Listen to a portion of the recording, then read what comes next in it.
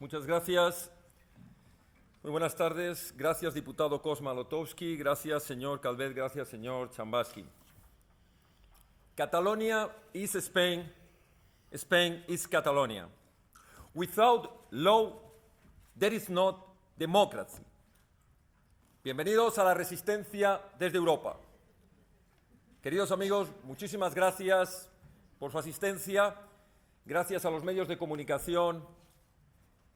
Y gracias a todos aquellos europeos que siguen creyendo que salvar a Europa todavía es posible. Porque yo les hablo, tengo el honor de hablarles como secretario general del partido político Vox. Y nos consideramos en España de los partidos verdaderamente europeístas. Porque ser europeísta es defender Europa. No es hablar de Europa, no es estar en Europa, es defender Europa. Europa no se entiende sin la aportación española. Permítanme que les recuerde que sin las Navas de Tolosa, sin la batalla de Lepanto y sin Carlos V, creo que todas las señoras que están en esta sala vestirían el burka. Queridos amigos, Europa se defiende su identidad, se defiende su historia y se defiende el principio básico de Europa, que es la libertad. Europa es la filosofía griega, es el derecho romano, es el humanismo cristiano, no es la Unión Europea. Nosotros somos europeos y queremos defender Europa. La forma en que administrativamente se rija Europa es secundario. No elevemos a los altares las administraciones ni la burocracia. Elevemos los principios que consagran Europa y que hicieron, que han hecho y que harán a Europa un baluarte de progreso, de libertad, de derechos humanos y, en definitiva, de bienestar para esta y las futuras generaciones. Pero Europa, queridos amigos, tiene en estos momentos graves amenazas. Y precisamente a quienes se les llena la boca de Europa, quienes se enfundan en la bandera europea, se ponen muy nerviosos cuando les hablamos de las amenazas de Europa. Cuando les decimos que Europa se encuentra gravemente amenazada por ese globalismo que quiere diluir nuestra identidad. Ese multiculturalismo que quiere arrancar el alma de Europa, las tradiciones de lo que es Europa. Porque no se defiende a Europa abriendo las puertas irresponsablemente de las fronteras de Europa al albur de una invasión migratoria promovida por las mafias del tráfico de las personas o por estados extranjeros, especialmente los proislamistas. Defender Europa es también alertar del peligro del exceso de la burocratización de Europa. Es alertar de la desafección que la inmensa mayoría de los europeos tienen de las instituciones europeas, donde no nos sentimos representados. Y cuando llegan las elecciones europeas, señores diputados, ustedes lo saben bien, los europeos votan por descarte, votan por inercia, no votan por convencimiento, no están convencidos de que en Europa se está defendiendo realmente a sus naciones. Porque Europa se está alejando de los fundamentos de su propia Constitución. Por eso, el próximo 26 de mayo, Vox va a pelear por tener un importante grupo de europarlamentarios que van a venir a defender Europa, sí, pero defendiendo a España en Europa, que es como defenderá un francés a Europa defendiendo a Francia, o un alemán, o un belga. Porque lucharemos para un nuevo Tratado de Europa que sustituya al actual Tratado de Lisboa, donde a España se le reconozca en todo su peso histórico, económico, político y social. Porque, queridos amigos, España es una de las naciones históricas más antiguas de Europa, porque es una de las naciones cuna de la democracia. Cortes de León, 1188, primeras cortes que hablaban de parlamentarismo. Porque España es una de las naciones más fuertes de Europa, porque ostentamos la lengua española, que algunos tanto atacan y tanto desprecian, que pronto va a ser la primera lengua hablada en todo el mundo, con más de 500 millones de hispanohablantes. Y porque somos el lazo de conexión histórica, cultural, demográfica, con las naciones hermanas de Hispanoamérica, a las que, por cierto, Europa ha dejado de lado frente a las dictaduras castristas, bolivarianas y de corte populista.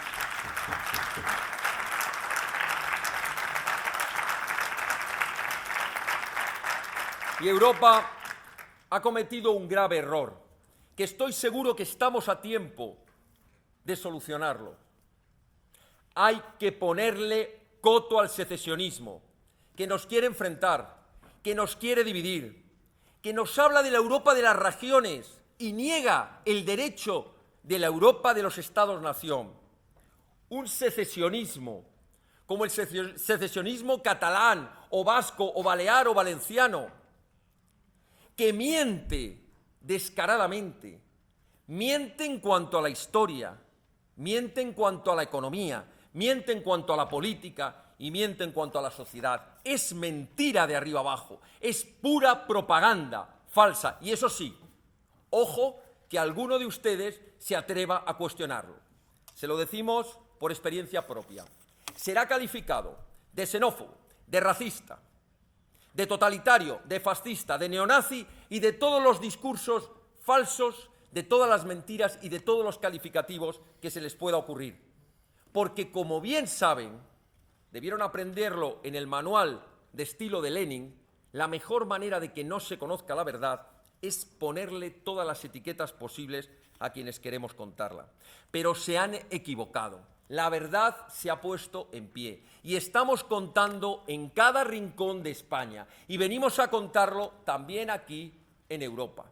Venimos a contar la gran mentira de los separatistas, su verdadera estafa, es más, su actitud delictiva, contraria a cualquier principio básico de libertad y de democracia. A mí me gustaría dejar hoy claros 3 principios que estoy seguro que todos ustedes, que todos vosotros conocéis perfectamente, pero desgraciadamente llevamos décadas teniendo que defender en España lo obvio, teniendo que abanderar las causas que no debiera ser necesario que se abanderaran. Tenemos que hablar de la nación española, de la que reside la soberanía nacional, es decir, que todos los españoles decidimos sobre el futuro de nuestra nación, que no es verdad que la soberanía nacional se pueda parcelar y dividir, y que una parte de esa soberanía sea en Cataluña, en el País Vasco, en Baleares, en Valencia o en Madrid, me da lo mismo. Una parte de esa soberanía nacional no puede decidir sobre el futuro de una nación. Futuro que, por cierto, no apareció por generación espontánea el día que nacimos. Es el fruto de generaciones de trabajo y esfuerzo a lo largo de siglos de historia que no puede, en modo alguno, tirarse por la borda del sumidero de la historia en un fin de semana de borrachera pseudodemocrática que algunos pretenden querer convertir en el máximo exponente de la libertad, cuando no es otra cosa que el máximo exponente de la traición a uno mismo y a la herencia que ha recibido. Pero sobre todo es la mayor traición a las generaciones futuras que tienen el derecho de disfrutar de una gran nación como es España dentro de un espacio de libertad como es Europa. Pero tan importante como la nación y el principio de la soberanía nacional que reside en ella, está el principio de la libertad. Libertad sobre la que se asienta la democracia.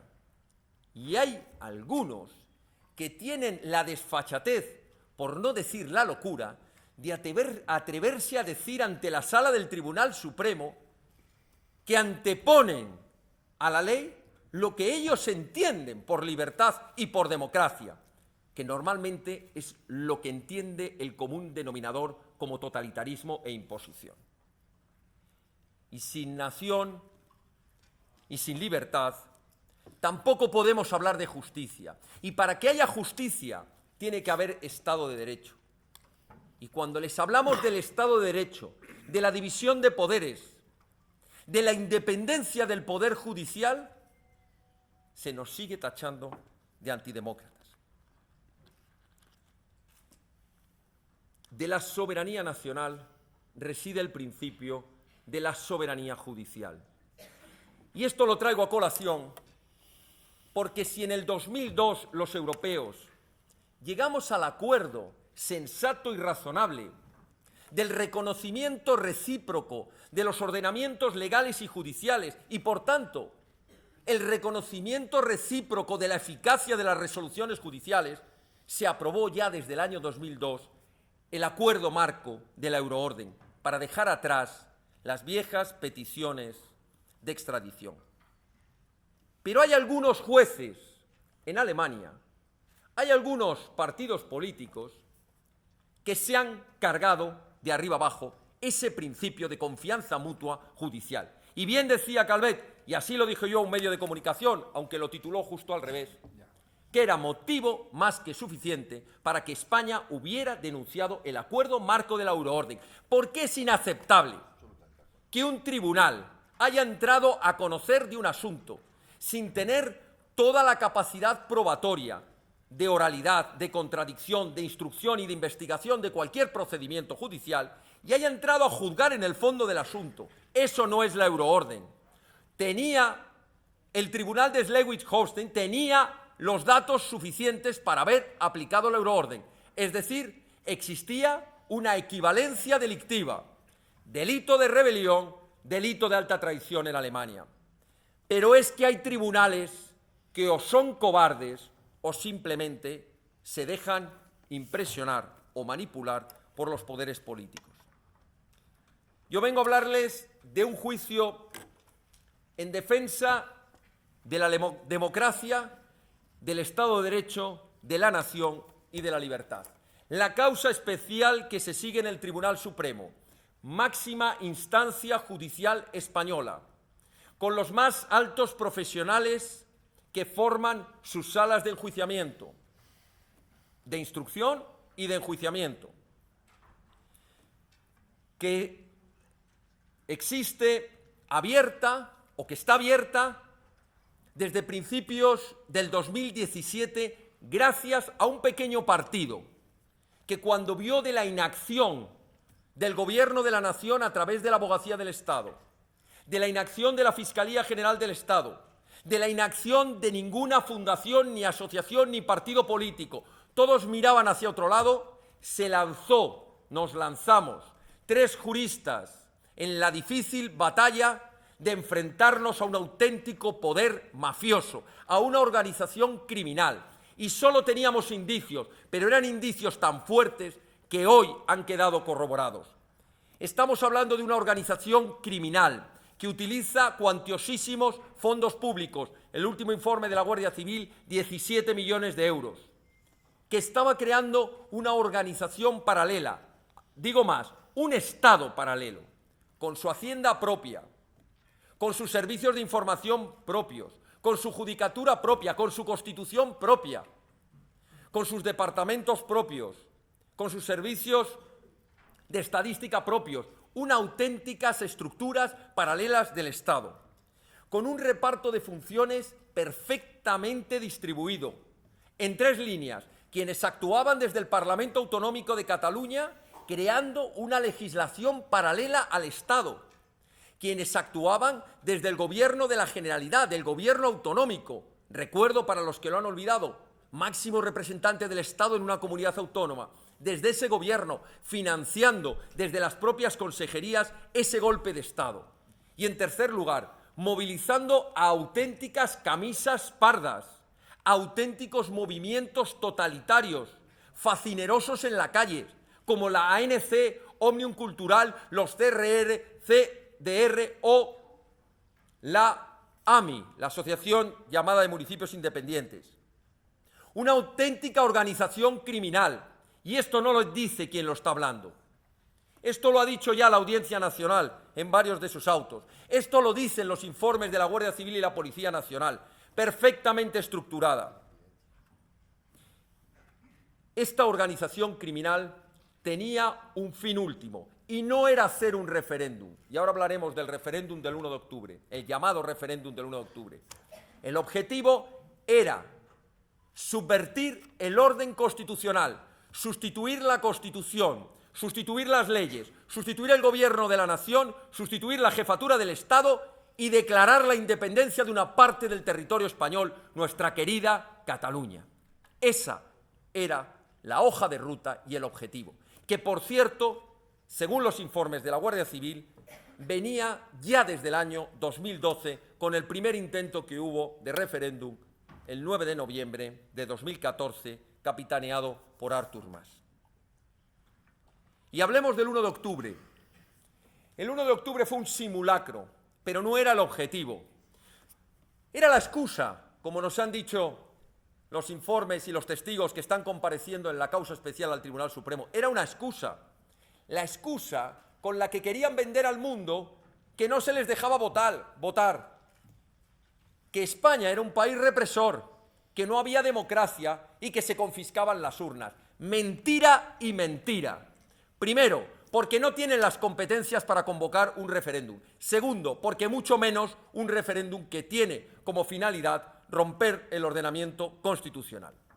Y en tercer lugar, porque encima no hay referéndum en este mundo que se pueda llamar tal cuando ni había censos, donde quien votaba, votaba 5 veces, donde las urnas llegaban a los colegios, como vimos en muchos vídeos, bajándose de los coches llenas de papeletas, y donde al final pueden decir que han votado 1 millón, 5 o 20 millones. Incluso, ayer escuchamos a testigos, donde en determinados pueblos votaron muchos más de los que tenía el propio censo de residentes en ese municipio.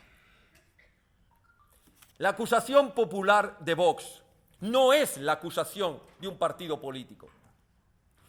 Es la acusación del pueblo español en defensa de sus instituciones, de su unidad, de su ley y de su dignidad. Porque nosotros hemos tenido que ejercer esa acción popular recogida en nuestra Constitución porque vimos que el Estado se cruzaba de brazos. Y solo un año después logramos que la Fiscalía General del Estado entrase también a querellarse contra los golpistas. Y solo 1 año y 3 meses después logramos que la Abogacía del Estado entrase a defender también la malversación de fondos públicos del Estado. Y lo hemos hecho con el convencimiento de que no hay una sola de las líneas de nuestros escritos de acusación, de los más de 38.000 folios que forman la causa, de los más de 40 registros que se hicieron, no hay una sola línea que nadie pueda decir que la hemos hecho en interés de un partido político. Solo ha sido en defensa de la ley, de la Constitución y del Estado de Derecho y en persecución del delito, de los más graves delitos que tiene una Constitución. El delito de rebelión es el delito más grave que puede llevarse a cabo en un Estado de Derecho y es el que viene en nuestro Código Penal con penas de hasta 25 años de prisión. El delito de desobediencia, desobedecer a los tribunales ante suspensiones evidentes del Tribunal Constitucional, del Tribunal Supremo, resoluciones, instrucciones de las fiscalías de los Tribunales Superiores de Cataluña, de los propios autos de los magistrados del Tribunal Superior de Justicia de Cataluña, la desobediencia más absoluta a la ley y a los tribunales y la malversación de fondos públicos, detrayendo esos fondos públicos que luego no hay en Cataluña para pagar las facturas de las farmacias, que luego no hay en Cataluña para ayudar a los más necesitados y que además está provocando la huida de más de 3.000 empresas del territorio de Cataluña porque están asfixiadas, porque se encuentran amenazadas por este separatismo de locura. Ante eso actuó la acusación popular y ante eso sigue el procedimiento en el Tribunal Supremo. Ahora que les estoy hablando, se está celebrando la vista en el Tribunal Supremo y mis compañeros siguen defendiendo allí la ley, el Estado de Derecho y, en definitiva, la justicia. Y voy terminando, porque no quisiera alargarme mucho más. Me gustaría que todos ustedes y todos aquellos que nos están oyendo tengan muy claro que la mejor defensa que hay de Europa es la defensa de cada una de las naciones que conformamos este continente. Y la defensa de cada una de esas naciones, de esos estados-nación que forman este continente, es la mejor manera que existe de defender a cada uno de los europeos.